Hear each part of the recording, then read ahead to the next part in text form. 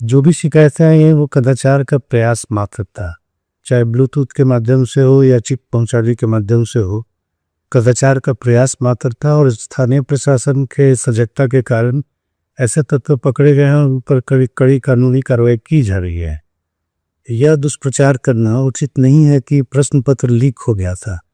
प्रश्न पत्र लीक होने के संबंध में न तो किसी के पास कोई साक्ष्य है, न ही ऐसी कोई प्राथमिकी दर्ज कराई गई है। नमस्कार, संतोष की रिपोर्ट में आप सबों का स्वागत है। और आज हम संतोष की रिपोर्ट में जिस रिपोर्ट पर चर्चा करने जा रहे हैं, उससे पहले हम अपने भाई को कुछ कहना चाहते हैं, सम्राट भाई को, कि भाई नीतीश कुमार 20 साल तक बिहार में शासन किए। वजह जो भी हो, नालंदा मॉड्यूल्स को वो रोक नहीं पाए। भाई, मॉड्यूल्स शब्द का इस्तेमाल आतंकवादी घटनाओं के लिए होता है। आतंकी घटना में 25, 50, 100 लोग मर गए। बहुत हुआ तो 2-4 हजार आदमी मर गया। 2-4, 10 साल में वो घाव भर जाता है। लेकिन ये जो नालंदा मॉड्यूल्स है ना, इसका घाव भाई दशकों तक नहीं भरेगा, न भरता है। सिस्टम को खोखला कर देता है। दीमक की तरह जो है ना, सिस्टम में दरभंगा मॉड्यूल्स जैसे आतंकवादियों का था, वैसी नालंदा मॉड्यूल्स से पूरा देश तबाह है। बिहार की बात ही छोड़ दीजिए। इस मॉड्यूल्स को ध्वस्त कर दीजिए भाई, पूरा बिहार आपका ऋणी रहेगा। एक अभिमन्यु का औंठा काट, अभिमन्यु कहते हैं एकलव्य, एक एकलव्य का औंठा काट लिया तो जनवादी लोग जो है सो अभी तक उसकी चर्चा करने से नहीं बचते। भाई देखिए, बाप रे बाप, एकलव्य कितना योग्य धनुर्धर था, अर्जुन को भी हरा देता। द्रोणाचार्य पंडित जी उसका कटवा लिया। पंडित जी थे, द्रोणाचार्य जी क्या थे हम नहीं जानते, कटवा ली। वो आज भी उदाहरण देते हैं। लेकिन नीतीश के शासनकाल में, जो बहुजने का शासनकाल है ना, इसमें तो कोई गुरुजी फॉरवर्ड नहीं है। जो सिस्टम में बैठा हुआ आदमी था, एक एक करके सारे एकलव्यों का अंगूठा काट लिया। सारे एकलव्य को बिहार में भाई कह नहीं सकते हैं कितना एकलव्य को ये लोग अंगूठा काट के जो है पान दुकान पर और दिल्ली में गार्ड के नौकरी करने पर मजबूर नहीं कर दिया ये लोग। इसलिए भाई आज बस हमको एक यही चीज दे दो, परमानेंट तो हर अबरी नहीं रहेंगे। बात एकदम खत्म, एकदम जयकारा लगाएंगे, एकड़ा ठीक कर दे भाई। ये बीपीएससी वाला जो है, इसमें सब नालंदा मॉड्यूल्स का आदमी भरा हुआ। जरा आप सम्राट भाई पता कर लीजिए कि कितना नालंदा का आदमी इसमें है। एक सिस्टम बना दिया है, जितना आयोग है ना, सारे आयोग में जो है सो नालंदा मॉड्यूल्स भरा हुआ है। जरा उसका तहकीकात कर लीजिए। सिपाही बहाली हो, चाहे दरोगा बहाली हो, चाहे एसएससी हो, बिहार एसएससी हो, चाहे बीपीएससी हो, जितना बहाली एजेंसी है ना, जरा देख लीजिए, सारा पर नालंदा का कब्जा है। जितना आउटसोर्सिंग वाला काम हो रहा है, सब पर नालंदा का कब्जा है। कोई काम ही नहीं है, यही काम है। और देखिए बीपीएससी का गुंडागर्दी, कोई अगर लिख दिया कि आप जो है सो ब्लैक लिस्टेड कंपनी से आप काम करवा रहे हैं, तो खंडन छाप रहा है। आप खंडन छापने के लिए हैं, खंडन छापने के लिए आप हैं। आप कौन होते हैं यह कह देना कि प्रश्न पत्र लीक नहीं हुआ है, जब इस मामले में एफआईआर दर्ज हो गया तो? बीपीएससी वाले सावधान रहिए, आपको पत्रकार से भेंट नहीं हुआ है, समझ गए ना? जो बैठ के जो बयान देते हैं ना, जरा हम पब्लिक को भी बयान सुना देते हैं। और इकोनॉमिक ऑफेंस का प्रेस रिलीज भी जब एफआईआर दर्ज हो, आप तो अनुसंधान को प्रभावित कर रहे हैं, आपको तो जेल में होना चाहिए। तो जरा पहले सुन लीजिए कि कौन अधिकारी है, जो अधिकारी आके कह रहा है कि प्रश्न पत्र लीक नहीं हुआ है, अफवाह फैला रहे हैं। ये कौन होते हैं कहने वाले, जरा सुनिए तो। सहायक शिक्षा विकास पदाधिकारी के 2 चरणों की परीक्षा संपन्न हो चुकी है और तीसरे चरण की परीक्षा 20 और 21 अप्रैल को निर्धारित है। द्वितीय चरण की परीक्षा में कई जगहों से शिकायतें आई हैं और सोशल मीडिया पर खासकर कुछ गुरुओं द्वारा यह अफवाह फैलाई जा रही है कि प्रश्न पत्र लीक थे। जो भी शिकायतें आई हैं वो कदाचार का प्रयास मात्र था, चाहे ब्लूटूथ के माध्यम से हो या चिप पहुंचाने के माध्यम से हो, कदाचार का प्रयास मात्र था और स्थानीय प्रशासन के सजगता के कारण ऐसे तत्व पकड़े गए हैं और उन पर कड़ी कड़ी कानूनी कार्रवाई की जा रही है। यह दुष्प्रचार करना उचित नहीं है कि प्रश्न पत्र लीक हो गया था। प्रश्न पत्र लीक होने के संबंध में न तो किसी के पास कोई साक्ष्य है, न ही ऐसी कोई प्राथमिकी दर्ज कराई गई है। स्थानीय प्रशासन दिनांक 20 और 21 की परीक्षा हेतु पूरी तरह सजग है। इसको कदाचार मुक्त और स्वच्छ तरीके से संचालित किया जाए। तो ऐसे में किसी अफवाह पर ध्यान नहीं दें जो बेबुनियाद हो कि प्रश्न पत्र लीक हो गया या कुछ भी। इतनी बड़ी परीक्षा है, 11 लाख लोग अभ्यर्थी इसमें फॉर्म भरे हैं।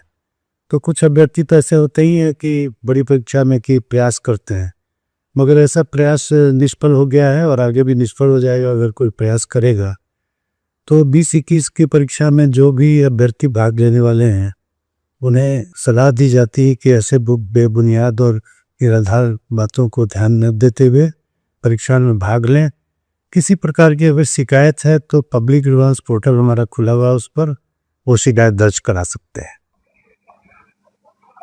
सुन लिए, इन पर एफआईआर दर्ज होना चाहिए कि नहीं? जब इस मामले में एयू ने जो है सो एफआईआर दर्ज किया, उसमें लिखा है प्रश्न पत्र लीक और कदाचार मामले की हम जांच कर रहे हैं, तो ये कौन होते हैं बीच में कहने वाले कि प्रश्न पत्र लीक नहीं हुआ है? तो हम बीपीएससी के चेयरमैन को चुनौती देते हैं, वहां जितना सेक्रेटरी से लेकर जितने लोग हैं सबको हम चुनौती देते हैं और डंके के चोट पर चुनौती देते हैं। एगो अधिकारी तो हमको व्यक्तिगत रूप से जानते हैं और उस अधिकारी पर भले नालंदा के हैं, लेकिन हमको भरोसा है वो आदमी बाय दाय नहीं कर सकते। महत्वपूर्ण पद पर है, वर्षों का रिश्ता है हमारा, हम जानते हैं कि वो आदमी गलत नहीं कर सकता। लेकिन उनसे भी मेरा एक आग्रह विनती है, आप पर नीतीश कुमार बहुत भरोसा किए तभी आप वहां हैं। हम जैसे पत्रकारों का भी आप पर भरोसा है। जितना हाई कोर्ट और सुप्रीम कोर्ट में जितना जजमेंट हुआ है उसमें बीपीएससी को जो पारदर्शिता बरतने के लिए कही गई है, जिस तरीके से पूरा सिस्टम में बदलाव करने के लिए कहा गया, उसको लागू करने में क्या लगता है? क्यों नहीं लागू कर रहे हैं भाई? लागू करिए। और जब जो कंपनी को दीवार कर दिया गया है उसके लिए तर्क देने की जरूरत क्या है? पकड़ा कौन रहा है? उसी कंपनी का ना स्टाफ से पकड़ा रहा है। बायोमेट्रिक के लिए आप उस कंपनी को ले रहे हो, लोकल वेंडर सबको जो है सो देख के काम जो है सो करवा रहा है। करोड़ों करोड़ रुपया देते हैं ना आप लोग उसको। इसलिए सफाई देने की जरूरत नहीं है। अभी जितना जगह पर जितने जिला में अभी मिला है, कोई एक हाईटेक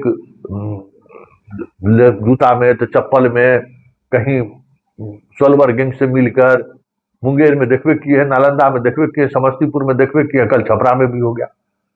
तो ये सारी चीजें होंगी। यहाँ सरकारी नौकरी के लिए जो है सो मारा मारी है और इस पर किसी भी हद तक लोग चला जाता है, ये बात आप भी समझते हैं।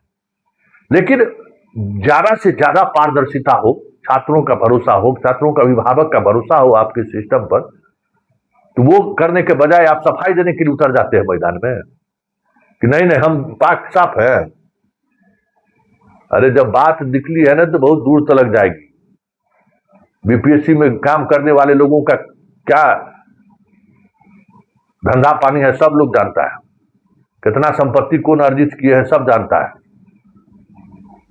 इसलिए सवाल वो नहीं है। सवाल ये है कि अगर पब्लिक डोमेन से कोई सवाल उठ रहा है तो उन सवालों को गंभीरता से सोचिए। जो लड़का सुप्रीम कोर्ट में गया है कॉपी के लिए, आपका कॉपी का जो नंबर जिस तरीके से देते हैं उसको धमकी देते हैं, दीवार कर दीजिएगा, क्या है कि अनंत सिंह सूरजभान जैसा व्यवहार आप करते हैं। आप बीपीएससी है? आप ये बात समझिए कि आप सर्विस प्रोवाइडर है। बीपीएससी का काम है सर्विस प्रोवाइडर करना, बेहतर परीक्षा आयोजित करना, समझ गए? और इसके लिए आपको संवैधानिक अधिकार दिया गया है, गुंडई के लिए नहीं दिया गया है कि कोई छात्र आवाज उठाया कि बस उसको हम दीवार कर दें। ये क्या मतलब है भाई? है ना, सुप्रीम कोर्ट में सुनवाई हो रहा है और बीपीएससी के उस मामले में भी सुनवाई हुई है। और सम्राट भाई आपसे हम आग्रह करेंगे, उस बीपीएससी के आंदोलन में जितने लड़के लोग शामिल हुए थे, जितना छात्र नेता सबसे मिलिए और बात करिए कि कैसे कदाचार मुक्त परीक्षा बिहार में हो सकता है। पूरे सिस्टम में ही भ्रष्टाचारी सब बैठ गया है, एक से एक भ्रष्टाचारी सब। प्रोफेसरों वैसे फर्जी सब बना है, डॉक्टर वैसी फर्जी बन रहा है। आपको बीडीओ सीओ से लेके दरोगा सिपाही डीएसपी तक एसडीओ तक एडीएम तक फर्जी आपका बहाल हो रहा है। हर विभाग में, जिस विभाग में परीक्षा हुआ वहां फर्जी वाला कई है।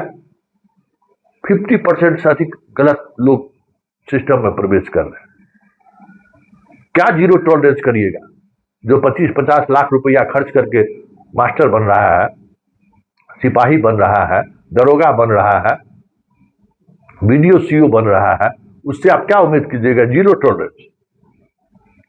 पेड़े आप रोप रहे हैं नीम का, बबूल का, तो आम कहां से मिलेगा? इसलिए उस पर प्रहार जरूरी है। और ये प्रहार इसलिए जरूरी है कि सिस्टम में जो लोग आएंगे, वो पढ़े लिखे लोग आएंगे, तो आपको मजबूती मिलेगा।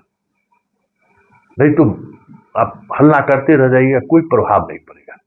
क्योंकि इन लोगों की चमड़ी इतनी मजबूत है ना, जिसका अंदाजा शायद आपको नहीं होगा सम्राट भाई। 3 लाख नीतीश कुमार बहाली करके गए ना शिक्षक, आज तक डॉक्यूमेंट्स वेरिफिकेशन नहीं हुआ है। और हम दावे के साथ कह सकते हैं कि अगर डॉक्यूमेंट्स वेरिफिकेशन अगर ठीक हो जाए तो 50,000 शिक्षक फर्जी मिलेगा। जो मिसाइल गड़बड़ है, विषय गड़बड़ है, ये टीटी और एसटी सब गड़बड़ डिग्री पर बहाल हो गया। लेकिन डिग्री जांचे नहीं होने देगा ये लोग, इतना मजबूत है। जांच होने से पहले सब अपना ट्रांसफर करा लिया।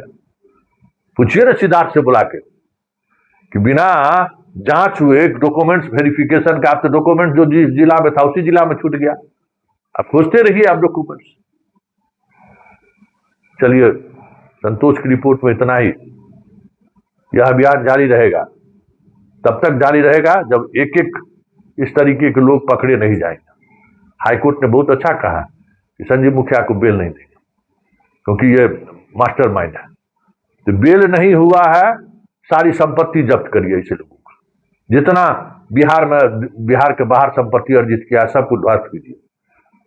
और सम्राट भाई, इस पर हमला करके जो है ना, आप जो है सो बिहार में मिसाल कायम कीजिए।